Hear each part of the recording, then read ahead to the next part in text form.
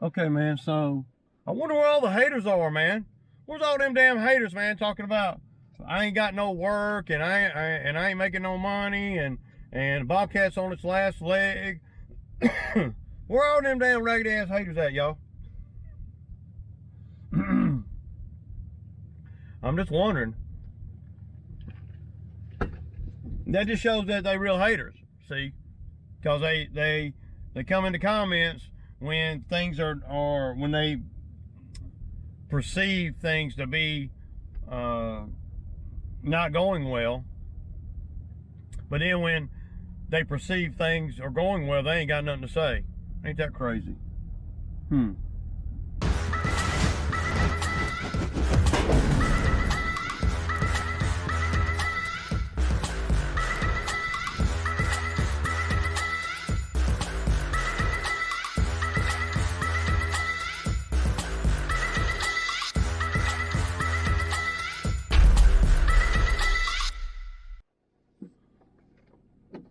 Okay, y'all. Good morning, good morning. It is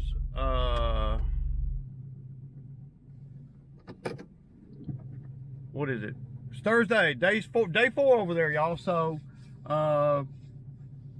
headed over there. I had to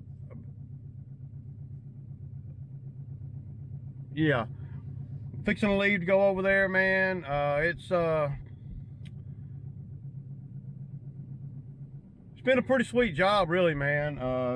The Bobcats ran great all week. And I hadn't had Zach out there because, well, there's really not a lot for the ground guy to do.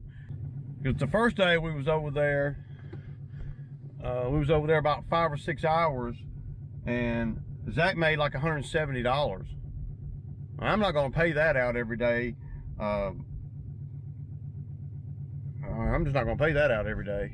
That you know, when there's only one skid steer and I'm the only one that can run it. So, you know. Plus, at the end of the day, if I have 2 guys over there all week, then, well, the job is not going to last as long, and I'm not getting paid as much at the end of the day. Having 2 guys over there and me having to manage them, that's because a lot of times they don't know exactly what to do after that initial cleanup up around the house. After that, everybody got lost.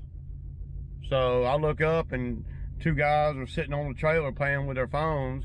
They work, but you know, I'm having to tell them every little bitty thing, and I don't want to do that and pay top dollar. So that's kind of where I'm at with that, man. So I'll probably have some yards for Zach to go do tomorrow and maybe over the weekend. But see, I can't, there's not enough grass really to cut to justify, you know, dedicating a rig to it right now. It hasn't rained in a few weeks, and when it did rain, it was, you know, it was not good. So I try to create work for my guy, but my guy, he really upset me the other day with the kitty. Oh, I left my phone unplugged and all that, you know, coming to work when he gets ready. I just don't like that kind of thing when I'm generating work. It creates a undertone of, well, distrust might be a, you know, a little more of a bold than what it really is. It's more just, you know, weary of the accountability and reliability. That's all. And I'm not jumping out there to create work when I know for a fact I'm tied down over here for a week.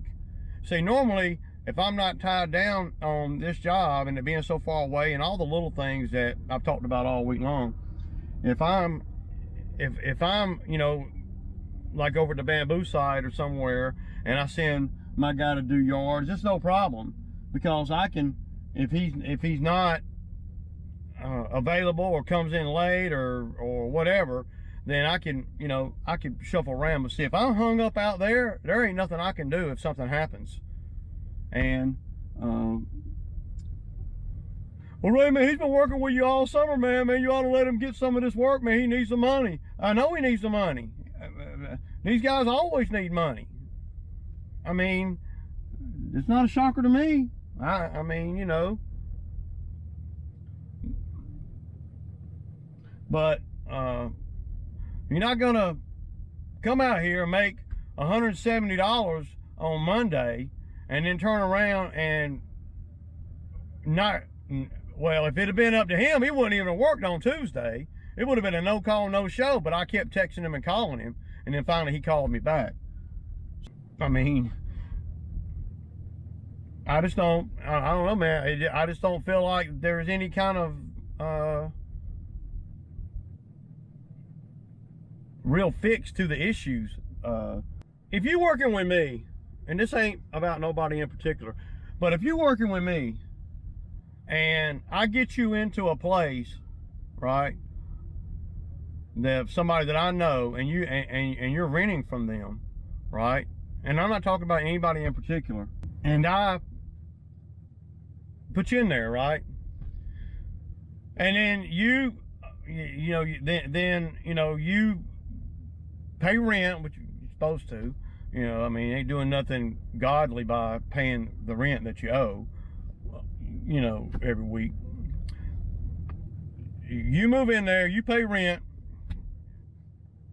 and then all of a sudden, the people don't want you there no more, or whatever. And this has happened a lot. The people don't want you there no more, and usually it's about not paying rent. You know.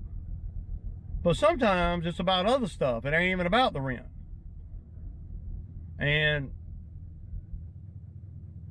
I feel a certain type of way about somebody treating an elderly lady or man, or, well, treating anybody really, a certain type of way, taking advantage of the situation, talking about, you know, I'm going to make them evict me when it ain't their fault that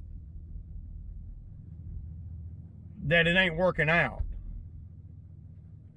There's a lot of other factors that come into play, you know, a lot of rules that are getting broken, say, or things like that. I don't like people trying to beat people, and I feel like in certain situations, somebody moves in, especially somebody I co-sign for, if you will, move in, and now, well, they're gonna make them get evicted, and then continuously live there and not pay rent. I feel a certain type of way about that. That says something about your character. Well, Ray, you can't do nothing, he ain't got no money. Again, back to the money problems. Well, why do people have money problems?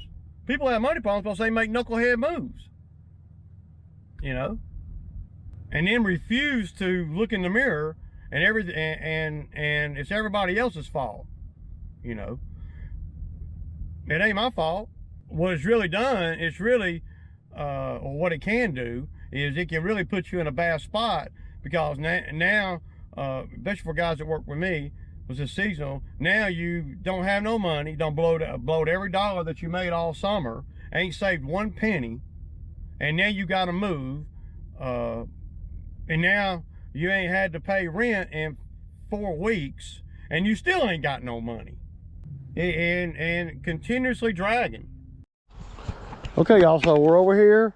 Like I said in the other video, y'all see I brought the lawn trailer so we can put the mower on here and whatever we may need on here. There's some stuff around the house that she wants to do. I really need to put some grease in this track right here. A few things that I needed. I don't know what Bo's doing. It sounds like he's creating a mess. So let's check the oil real quick. Make sure this thing is good on engine oil and hydraulic oil. So see, pretty good. Yeah, it's right where it needs to be. So it ain't burning as much oil as I thought it would.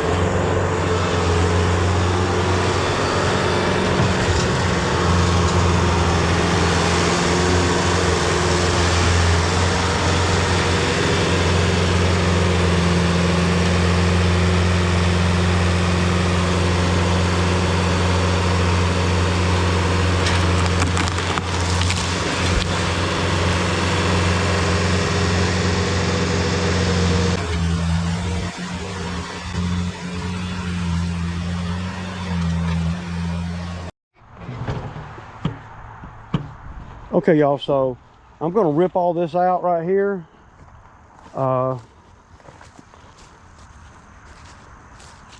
And we're gonna go in here and we're gonna rip out a few trees. There's blueberries in there or something, but she said we could cut them, but this right here is getting all ripped out. So I'm gonna put y'all somewhere where y'all can kind of just, you know, just a little bit of footage, man. That's all.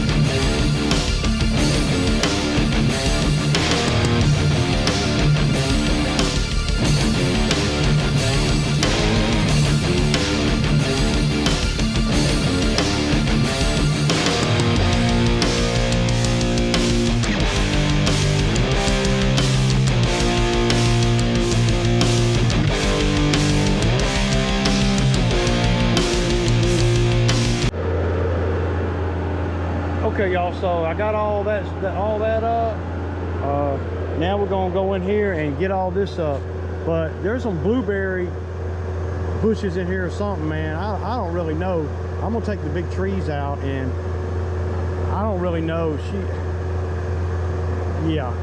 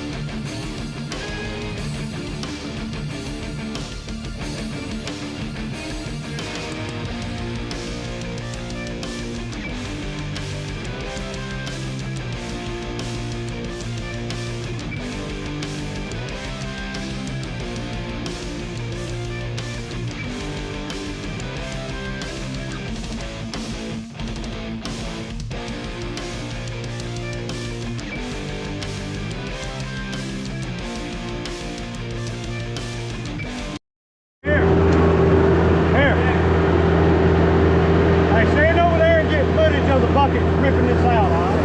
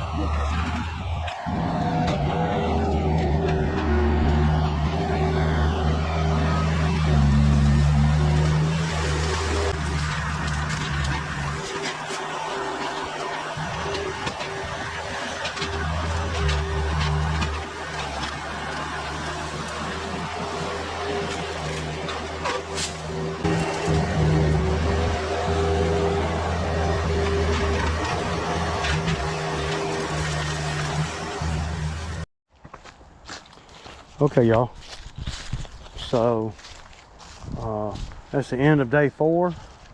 The driveway, we'll be doing the driveway tomorrow. We'll get a little bit of before the power rake on the driveway, and Y'all see that fire, man? It's crazy. She's really, really happy with it. I'm not sure exactly what time it is, but I want to say it's about 10 minutes to 3. And that's all we're doing, man. Well, see, I'm at a good stopping point because tomorrow it's gonna take every bit of tomorrow to do the power rake. Now that I'm looking at the driveway real good, we have burnt tons and tons and tons and tons of debris, big time. That fire's hot too, baby.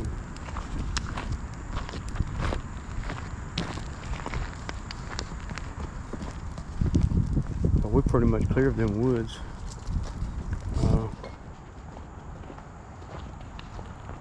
Y'all see it, man?